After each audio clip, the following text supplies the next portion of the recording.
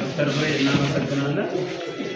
በመቀጠል ያው ውስጥ ያሉ ኦፕሬሽን ክፍላችን ምን ይመስላል የሚለውን አንድ በአንድ ለማየት እንሞክራለን።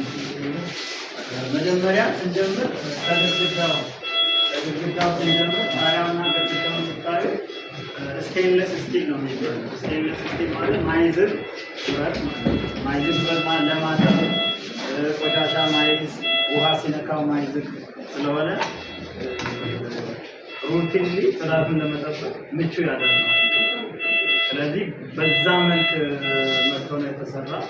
ሌላኛው ደግሞ እዚህ ጋር ከላይ የምታዩት ሲሊንግ ፐንዳንት ይባላል። ይሄኛው ማሽን ሙሉ በሙሉ ሲሊንግ ፐንዳንት ሲባል ሙሉ በሙሉ እንደ ሆስፒታል ሴንትራል ጋዝ ሲስተም አለ ታች። ስለዚህ ታች ያለው ሴንትራል ጋዝ ሲስተም ወደ በሽተኛው እና በሽተኛውን ወደሚቆጣጠረው አነስቴዚያ ማሽን የሚመጣው ሙሉ ኮንትሮሉ እዚህኛው ሲሊንግ ፐንዳንት ላይ በሚለው ውስጥ ይመጣል። እንደምታዩት ኦክሲጅን በዚህኛው እንቆጣጠራለን። ከዛ ይሄኛውን ደግሞ ናይትረስ ኦክሳይድ እና ሌሎችንም እዚህ ላይ መቆጣጠር እንችላለን። በቀላሉ የሚንቀሳቀስ ማሽን ስለሆነ ይሄን ወደ ውስጥ ስንከፍት ብዙ ነገሮች ከዛ በተጨማሪ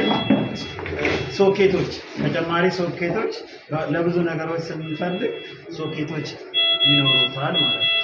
ሌላው ደግሞ ምንድነው ከዚህ ከሲሊንግ ፐንዳንቱ ጋር የተያያዘ እቺኛዋ ፔሸንት ትራንስፈር ሊፍት ያ ማለት ልክ በሽተኛ በአልጋ ይመጣና ወደ አልጋው ማድረግ ሲያስፈልግ ቤልት አለ። ቤልቱ ላይ እነዚህ አድርገን በዚህ ሪሞት ኮንትሮል ስንቆጣጠር በአንዴ በድጋሚ። ስለዚህ ይሄም አንደኛው ዘመናዊ የሚያደርገው